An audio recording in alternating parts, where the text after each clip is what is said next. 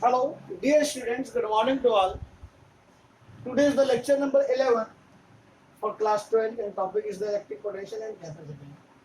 आज बेटा इस लेक्चर में हम जो बात करेंगे grouping of capacitance. Grouping of capacitance बेटा आप कैपेसिटेंस को जो अरेंज कर सकते हैं, आप कैपेसिटेंस को बेटा जो अरेंज कर सकते हैं वो हम दो टाइप से कर सकते हैं, capacitance in series and capacitance in parallel. ठीक है ना। तो बेटा सबसे नंबर 1 जो होगा वो आपके पास कैपेसिटेंस इन सीरीज, यानी कि आपको कैपेसिटेंस सीरीज में लगाना है और बेटा हमें टोटल कैपेसिटेंस क्या निकल कर आता है उसका डेरिवेशन करना है। और combination of grouping of capacitance तो आपको बेटा न्यूमेरिकल अक्सर बोर्ड के पेपर में जरूर काफी हद तक पूछा जाता है। तो जिस प्रकार से बेटा आपने 10th में बढ़ाया resistance, combination of resistance in series and parallel, काफी कुछ हद तक बेटा आपके पास कैपेसिटेंस इसी तरह से होते हैं। मान लो बेटे मेरे पास 3 कैपेसिटर्स हैं, कैपेसिटर 1, कैपेसिटर 2, कैपेसिटर 3। मान लो बेटे ये C1 है और ये C2 है, ये C3 है। मेरे पास 3 कैपेसिटर हैं, मैंने इसको एक को तो बेटा अर्थ कर दिया और इन सभी को मैंने आपस में कनेक्ट कर दिया। तो ये सब बेटे पैरेलल प्लेट कैपेसिटर्स हैं।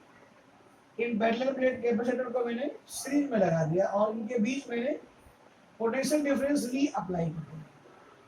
करेक्ट, जो पोटेंशियल डिफरेंस हो गया बेटे V हो गया। अब देखो बेटे जो ये आपके पास ये प्लस हो गया, ये माइनस हो गया, ये प्लस हो गया, ये माइनस का हो जाएगा, ये प्लस का हो जाएगा और ये आपके पास माइनस का। ठीक है ना।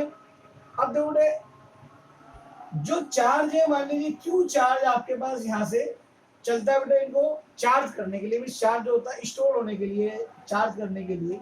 तो बेटे जो चार्ज की वैल्यू होगी सीरीज में हर कैपेसिटर्स के अंदर चार्ज की वैल्यू बराबर होती है। करेक्ट, जो चार्ज होगा ना तो वो किसी में कम होगा ना ही वो किसी के अंदर ज्यादा होगा, लेकिन जो पोटेंशियल होगा वो आपके पास तीनों में अलग अलग होगा। करेक्ट, बेटा आपको थ्योरी का कॉन्सेप्ट सही रहेगा, क्लियर रहेगा तो आपके पास न्यूमेरिकल होने में भी आपको प्रॉब्लम नहीं रहेगी।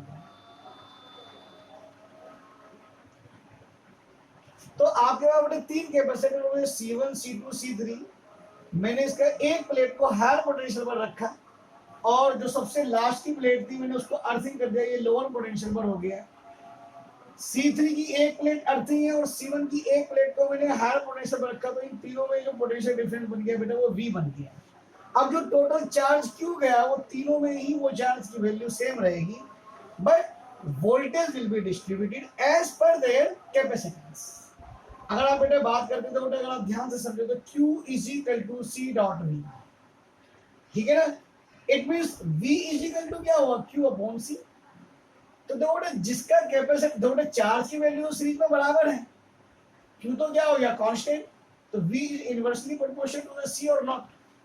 व्हाट डज इट शोज, ये आपको ये बताता है जिस कैपेसिटर का कैपेसिटेंस कम होगा उसके अंदर पोटेंशियल ज्यादा हो, पोटेंशियल का ड्रॉप ज्यादा होगा। इट मींस अगर C1 की वैल्यू सबसे कम है तो V1 की वैल्यू सबसे ज्यादा होगी।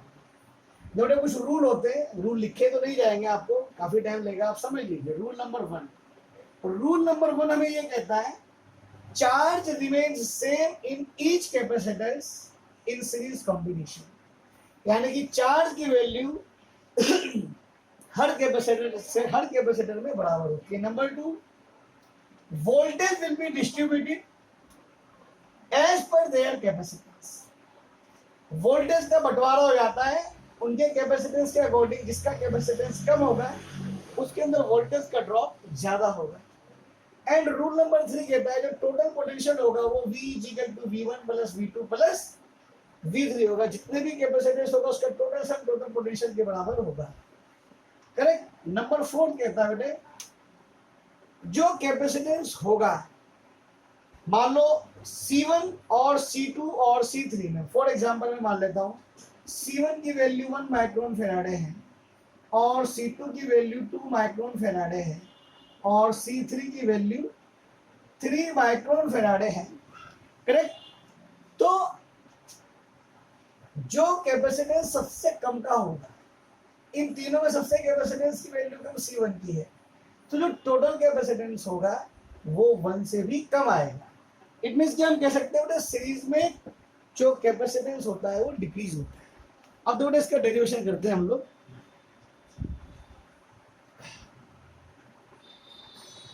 मान लीजिए बेटे ये बात पक्की बेटे कि V जो होगा वो V1 plus V2 plus V3 होगा ही होगा।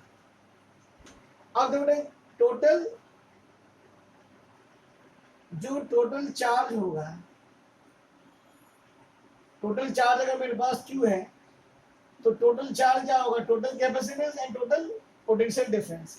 यहाँ पर C क्या है, C is the total capacitance. अब बताओ बेटे टोटल वोल्टेज अगर मैं निकालनी तो V is equal to Q upon C में लिखूंगा नहीं। इसी प्रकार से जो V1 हो जाएगा वो क्या हो जाएगा, वोल्टेज ड्रॉप। ये क्या हो गया बेटे, वोल्टेज,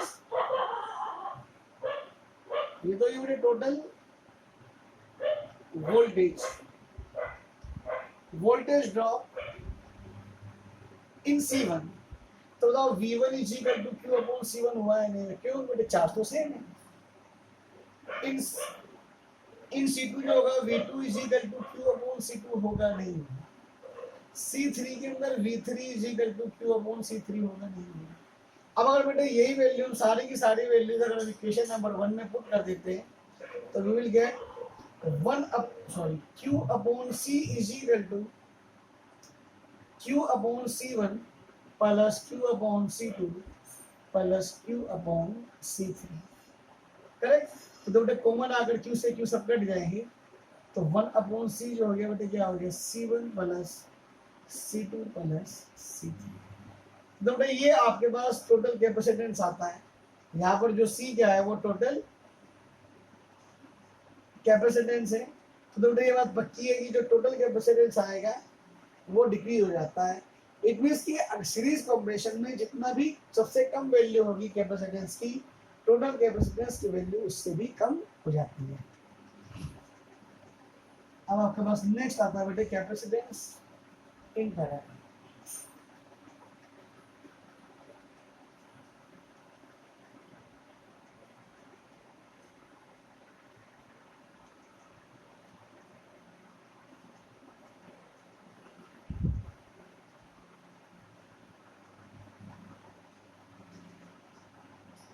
कैपेसिटेंस इन पैरेलल। अब बेटा पैरेलल में क्या होगा आपके पास, मान लिया बेटा आपके पास 3 कैपेसिटर हैं, ठीक। ये मान लिया C1 है, ये मान लिया C2 है और ये मान लिया बेटा C3 है। इनको बेटा हमने सभी को पैरेलल में लगाया, करेक्ट। तो बेटा इसका इनका ये जो एंड है बेटा ये तो कर दिया बेटा हमने अर्थ, ठीक है ना। और ये जो एंड है बेटा इसको हम लिया है हम हायर पोटेंशियल। तो बताओ बेटे ये पैरेलल के कॉम्बिनेशन होंगे नहीं।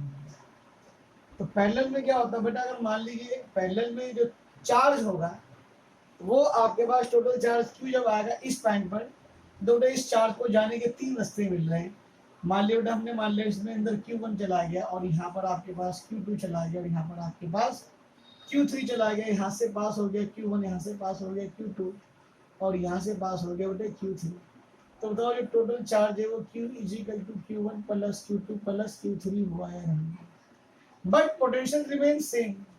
जो पोटेंशियल की वैल्यू होगी वो, जो पोटेंशियल की वैल्यू होगी वो तीनों कैपेसिटेंस में जो टोटल पोटेंशियल होगा वही पोटेंशियल डिफरेंस होगा वही होगा। इनमें जो अगर रूल की बात करते हैं तो पहला रूल बेटा हमें ये बताता है charge will be distributed in each capacitor, यानी कि जो टोटल चार्ज होगा वो हर कैपेसिटर में बढ़ जाएगा। अब देखो Q इज इक्वल टू क्या होता है, C डॉट V होता है। अब V तो आपके पास इसके अंदर कांस्टेंट है तो Q डायरेक्टली प्रोपोर्शनल तो कैपेसिटेंस हुआ है नहीं, यानी कि चार्ज की वैल्यू उस कैपेसिटेंस में ज्यादा जाएगी जिसका कैपेसिटेंस ज्यादा होगा। अगर C1 C2 C3 में सबसे ज्यादा कैपेसिटेंस अगर C3 का है तो 100% Q3 will be more than Q2 than Q1। Okay, and number 2 जो कहता है बेटा हमें potential remain same in each capacitance, correct. और जो पैरेलल में कैपेसिटर होते हैं बेटा उनका टोटल कैपेसिटेंस इंक्रीज हो जाता है। इट मींस अगर C1 C2 C3 है, अगर C1 की वैल्यू मेरे पास 1 माइक्रोन फैराडे है, C2 अगर 2 माइक्रोन फैराडे है और C3 बेटा मेरे पास 3 माइक्रोन फैराडे है, तो टोटल कैपेसिटेंस जो इंडिविजुअल लार्जेस्ट होगा उससे भी ज्यादा उस कैपेसिटेंस की वैल्यू आती है। तो ये बेटा आपके पास रूल हो गए। अब बेटा इनका डेरिवेशन देख लेते हैं फटाफट, बहुत सिंपल डेरिवेशन है। अब तो बेटा ये टोटल चार्ज होगा, जो टोटल चार्ज होगा Q, बताओ बेटे वो Q1 plus Q2 plus Q3 होगा या नहीं। अब जो टोटल चार्ज होगा, जो टोटल चार्ज होगा बेटे Q is equal to C dot V, this is the total capacity, this is the total potential difference. तो चार्ज ऑन C1, बताओ बेटे Q1 is equal to C1 dot V, क्योंकि V तो constant है। On C2, Q2 is equal to C2 into V. In C3, Q3 is equal to C3 into V. अब ये बेटा सारे के सारे वैल्यू आप इक्वेशन नंबर 1 में पुट कर दीजिए। जब आप इक्वेशन नंबर 1 में पुट कर देंगे तो आंसर क्या आएगा, दो से वैल्यू क्या आएगी, C into V is equal to C1V plus C2V and plus C3V। तो V को अगर बेटे में कॉमन निकालना है तो C1 plus C2 plus C3, V से V घटा तो जो C आ गया C1 plus C2 plus C3। तो बेटा डेफिनेटली टोटल कैपेसिटेंस होगा इंडिविजुअल का सम होगा तो 100% मैक्सिमम कैपेसिटेंस आएगा। इट मींस अगर आपको कैपेसिटेंस की वैल्यू बढ़ानी है तो कॉम्बिनेशन हम पैरेलल रखेंगे और कैपेसिटेंस की वैल्यू अगर हमें घटानी है तो सीरीज में रखेंगे। जब बेटे कॉम्बिनेशन का आप क्वेश्चन करेंगे तो आपको 3 काम हमेशा करना है। आप टोटल चार्ज, टोटल कैपेसिटेंस और टोटल पोटेंशियल डिफरेंस इनिशियली आप निकाल लीजिए। आपसे वो न्यूमेरिकल में पूछे या ना पूछे, इन तीनों चीजों को आप जरूर जरूर जरूर निकालना। बट इसके बाद तो सिर्फ आपको ये देखना होता है कि सीरीज में क्या है और पैरेलल में क्या है। सीरीज में चार्ज की वैल्यू सेम रहती है, वोल्टेज का डिस्ट्रीब्यूशन होता है। पैरेलल में वोल्टेज की वैल्यू सेम रहती है और चार्ज का डिस्ट्रीब्यूशन रहता है। इन रूल्स को फॉलो करते हैं हम। आपको ये 1-2 टॉपिक और रहे कैपेसिटेंस के, उसके बाद फिर हम आपको न्यूमेरिकल करवाएंगे। Okay, thank you.